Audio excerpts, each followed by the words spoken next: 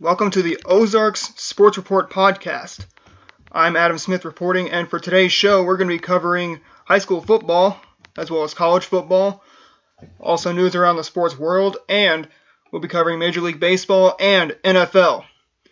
Kicking off today's show with high school football, as Lockwood cruises past Diamond to remain undefeated. You can call it payback, call it revenge, or call it just another game. But no matter how you slice it, Lockwood is 5-0 for the third time in the last 4 seasons after taking down host Diamond 49-24 on Friday.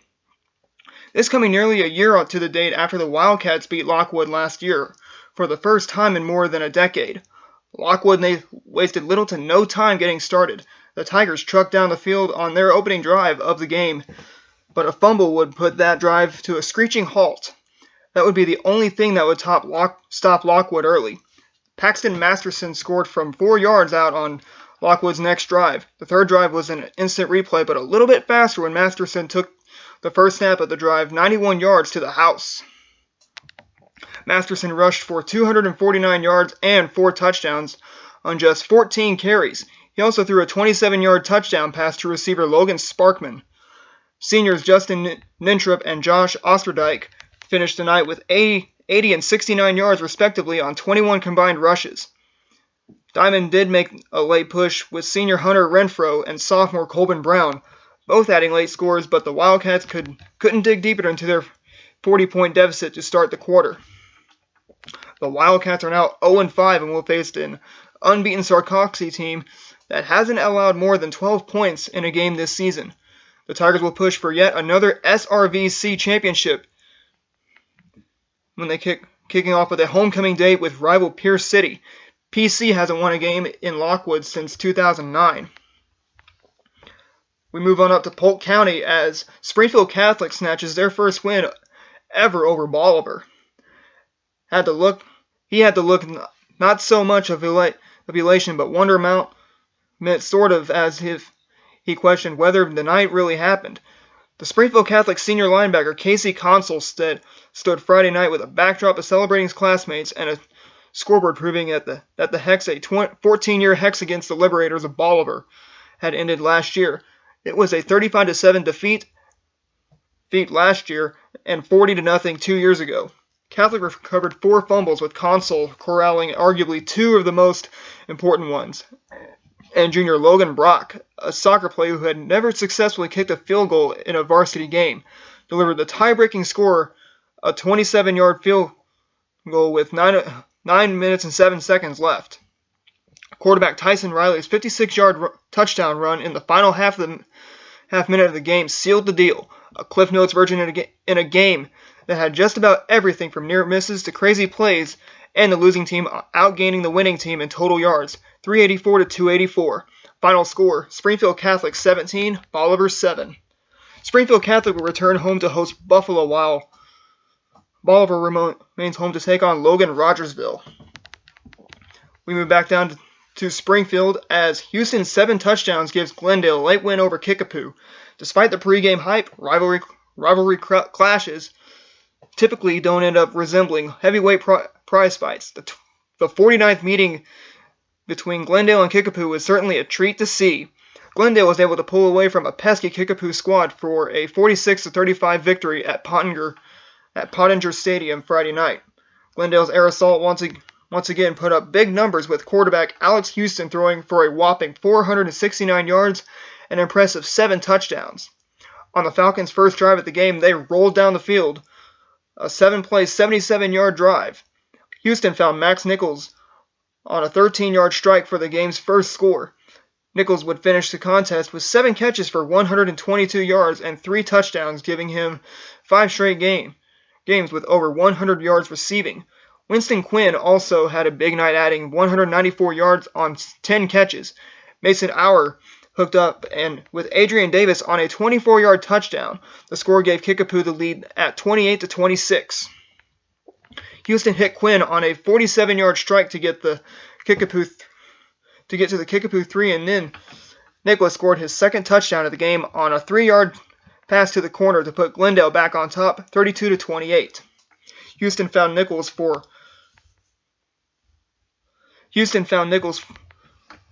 Nichols on a 79-yard drive to the end zone for a touchdown to put the Falcons up for good at 46-35. Glendale hosts Parkview, while Kickapoo will travel to the north side of Springfield to take on Hillcrest. Moving down on to Howell County as Joplin beats West Plains to climb to tie atop the Ozark Conference. Joplin came in to face undefeated West Plains, needed to pull even with the conference-leading Zizzers. The expectations were met when the game came down to the wire, with the Eagles holding on to the lead they took into the third quarter, 28-26. The Zizzers controlled the first half, going into halftime with a 5-point lead.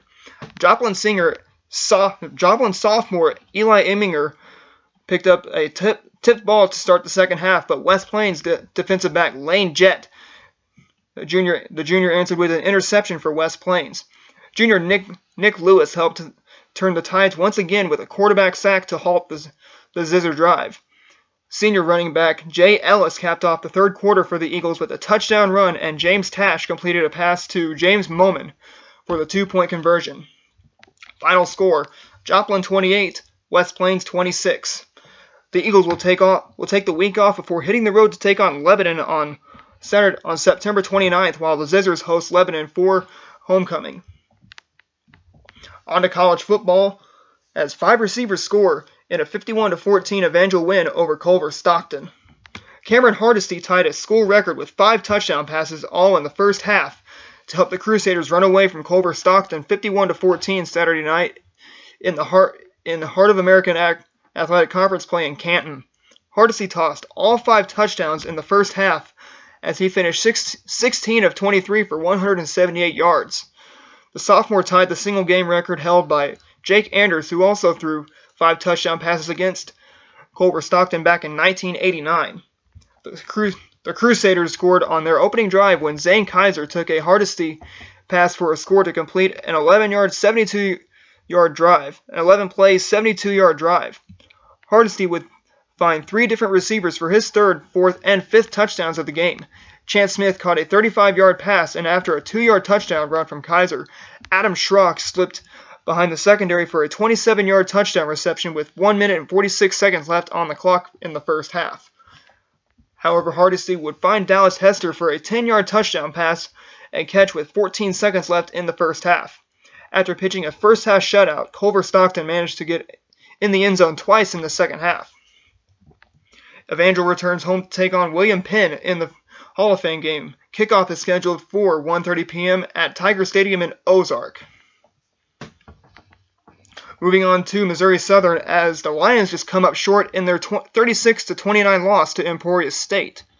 The Missouri Southern Lions football team got 4 touchdowns from Dante Vandeven and nearly pulled off an upset of visiting 14th-ranked Emporia State, but the Hornets came away with a 36-29 victory last Saturday night at Fred G. Hughes Stadium at the Robert W. Plaster Sports Complex.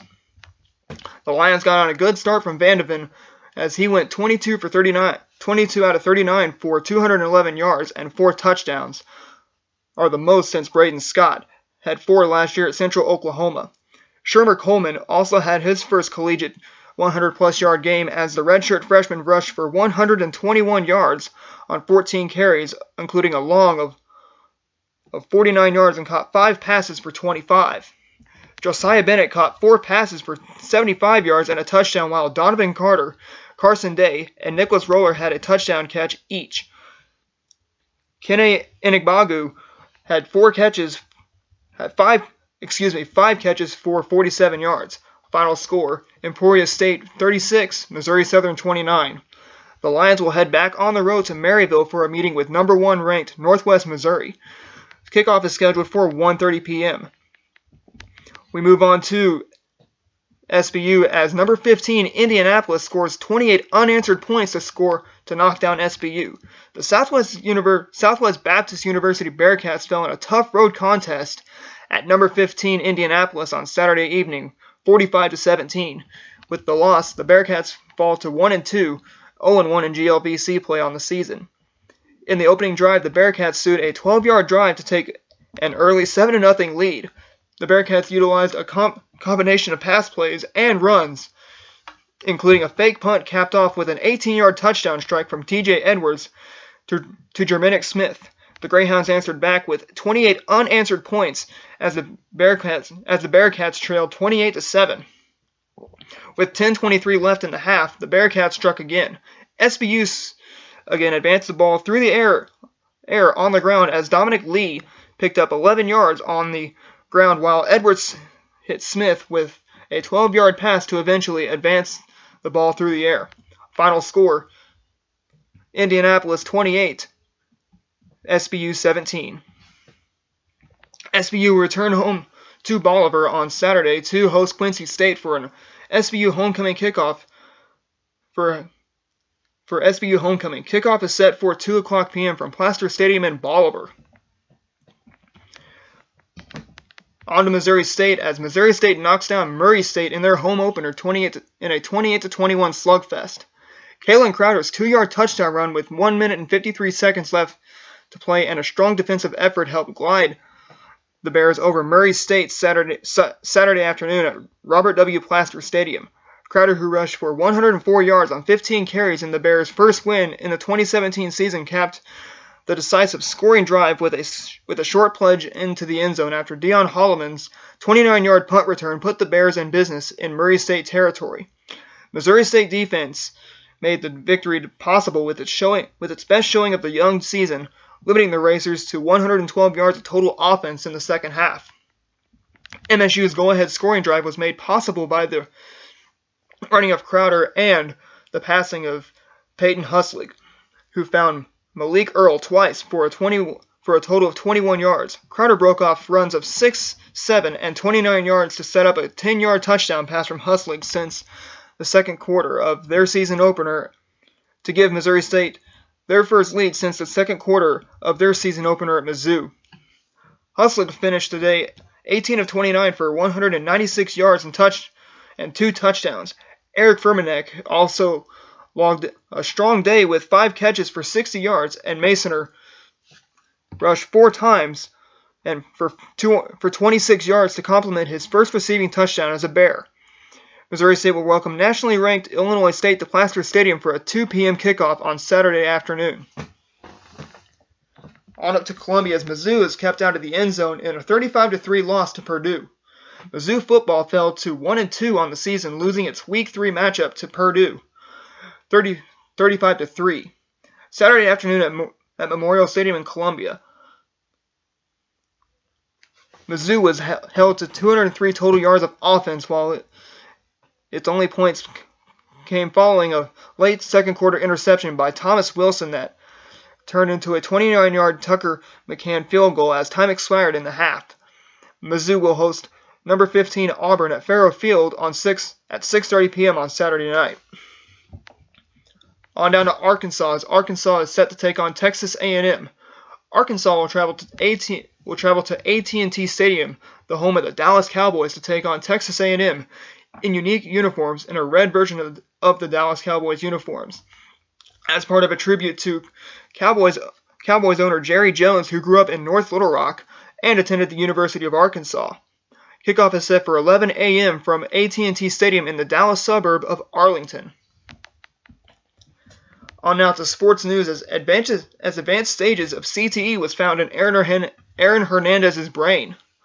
Former New England Patriots star Aaron Hernandez had a severe case of the degenerative brain disease, chronic traumatic encephalopathy, researchers said on Thursday.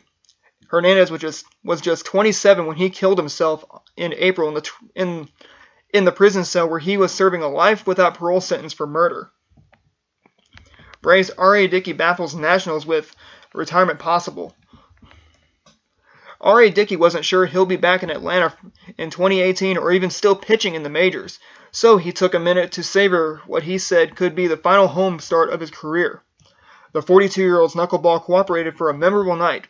The win would give Dickey 6 straight seasons with double-digit wins. On now to one of our top stories of this week as a child was hit by a foul ball at Yankee Stadium is hospitalized. A young fan sitting in the lower level seats at Yankee Stadium was bloodied by a 105 mile-per-hour line drive that struck her in the face during Wednesday's Minnesota Twins New York Yankees game. She was transported to nearby New York Presbyterian Columbia University Medical Center. The toddler was attending the game with her grandparents. On to NHL news as Blues Alexander Steen injures his hand and will miss the rest of the preseason. St. Louis Blues forward Alexander Steen will miss the rest of training camp after suffering a left-hand injury in the team's first preseason game. The 33-year-old Steen was hurt against Dallas on Tuesday night and will be reevaluated in 3 weeks. He is entering his 10th season with the Blues and coming off a year in which he had 16 goals and 35 assists in 76 regular season games. The Blues are already without forward Zach Sanford, who will miss 5 to 6 months after dislocating his left shoulder during training camp. The Blues will open their season at Pittsburgh on October 4th. Back to some college football news as Deion Holloman was named MVFC Special Teams Player of the Week. After playing a pivotal role in Missouri State's first victory of the season, senior return specialist Deion Holloman was named the Missouri Valley Football Conference's Special Teams Player of the Week, the league office announced on Saturday. Holloman delivered his first performance of the season in the Bears' 28-21 victory over Murray State Saturday, totaling 149 all-purpose yards and a pair of key punt returns late to help spur Missouri State's win over the Racers. The Camden, Arkansas native also returned a Murray State punt 40 yards to put MSU in field goal range earlier in the quarter and finished a career-best 80 yards on 5 punt returns. On to Major League Baseball action, the Cardinals sweep the Reds within 1.5 of the wild card spot. Even given scant odds of making the postseason following a sweep by the first-place Cubs last weekend, the Cardinals did exactly what they needed to do in 3 games versus the Reds: win. An 8-5 Cardinals victory over Cincinnati completed the series sweep at Great American Ballpark on Thursday night. It also put the Cardinals 1.5 games behind the Rockies for the second National League wildcard spot. St. Louis remained 5 games back in the National Central race, but gained a game on Milwaukee, who sits 4.5 games behind Chicago.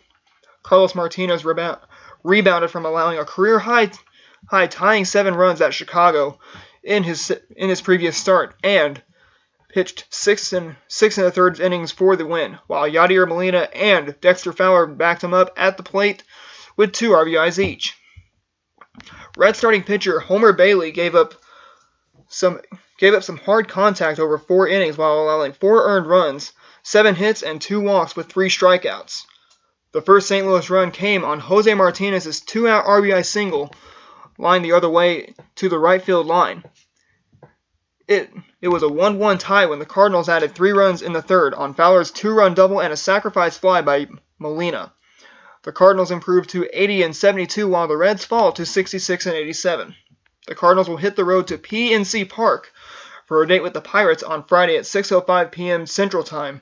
Tonight, Michael Wacha will be on the mound for the Redbirds against Ivan Nova while the Reds begin their final homestand of the season against the Red Sox at 6:10 p.m. Sal Romano will get the start for the Reds while Rick Porcello will take the bump for the Red Sox. The Cardinals currently stand in 3rd place at 5 games behind the Chicago Cubs, while the Reds currently stand in last place at 19.5 games behind the Cubs. On to the Royals as they blink the Jays to keep pace in the AL wildcard chase. Jason Vargas turned in one of his best outings of the season at the perfect time, going 6 1/3 strong innings to help glide Kansas City past the Blue Jays 1-0 on Thursday night in the rubber game at the Rogers Center in Toronto. The Royals, with 10 games left in their pursuit of their second wildcard spot, remain 3.5 back of the Twins, who rolled to a 12-1 win of the Tigers. Vargas kept the Blue Jays off the scoreboard by forcing plenty of weak contact. The left-hander allowed just 2 hits and 3 walks to go with 7 strikeouts. Royals relievers Peter Moylan, Ryan Butcher, and Joaquin Soria bridged the gap to Mike Minor, who worked a 1-2-3 ninth to preserve the shutout and earn his second career save. Blue Jays starter J.A. Happ also pitched well, but he wasn't given any run support. Melky Cabrera put the Royals on the board in the third with a 2-out single and scored Alex Gordon.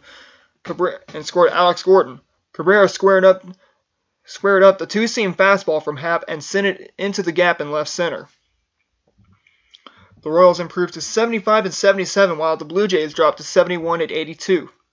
Right-hander Jason Hamill will get the ball on Friday night at 7:10 p.m. Central Time when the Royals open a 3-game series against the White Sox at Guaranteed Rate Field in Chicago against Reynaldo Lopez. The Blue Jays open their final home series of the season with a 3-game series with the New York Yankees. Marco Estrada will take the mound for the Blue Jays against Masahiro Tanaka. The Royals currently stand in third place in the AL Central at 20.5 games behind the Cleveland Indians, while the Blue Jays stand in last place in the AL East at 17.5 games behind the Boston Red Sox. On to the NFL as Hunt scores 2 touchdowns as the Chiefs hold on to beat the Eagles 27-20. Chiefs rookie Kareem Hunt reached the end zone twice. Travis Kelce took a shovel pass 15 yards for the go-ahead touchdown, and Kansas City held on to beat the Philadelphia Eagles 27-20 on Sunday. Kelce's touchdown catch with 6 minutes and 25 seconds left in the game appeared to have put the game away, but Carson Wentz hit Nelson Aguilar for the answering score with 14 ticks left, and Trey Burton jumped on the onside kick a few seconds later to give the Eagles one last throw to the end zone. Alex Smith had 251 yards passing for the Chiefs. Cairo Santos was 2 for 2 on field goals. The Chiefs' defense, missing star safety Eric Berry, kept the Eagles in check most of the game, and for good reason. The Chiefs will head back on the road to take on AFC West rival the LA Chargers on Sunday afternoon, while the Eagles will return to Lincoln Financial Field to take on the NFC East rival New York Giants. That will wrap up our show for today, and we want to say thank you for. We hope you enjoyed this show, and we hope to say thank you for tuning in. Coming up in the next show, we will be covering the stats, scores, and schedules from the games this weekend, as well as taking a look back at the scores from from Week 5 of high school football, Week 4 of college football, as well as Week 3 in the NFL, as well as the scores from this week, as well as the scores from this weekend from both the Cardinals and the Royals. But you want to stay tuned. Will we find out if the Cardinals will keep pace in the NL wild card? Will the Royals keep pace in their second wild card? Will the Chiefs get their third straight win, or will Missouri State extend their win streak to 2 games? Find out in the next show. Once again, we want to say thank you for tuning in, and we want to make sure that you follow us on Facebook. Like us on Facebook, follow us on Twitter, or subscribe to our YouTube channel, and check out our website at Ozarks Sports Report, ozarksportsreport.wixsite.com/Ozarks Sports Report. Once again, we want to say thank you for tuning in, and we hope you guys, and we will see you in the next show. Have a good day, everybody.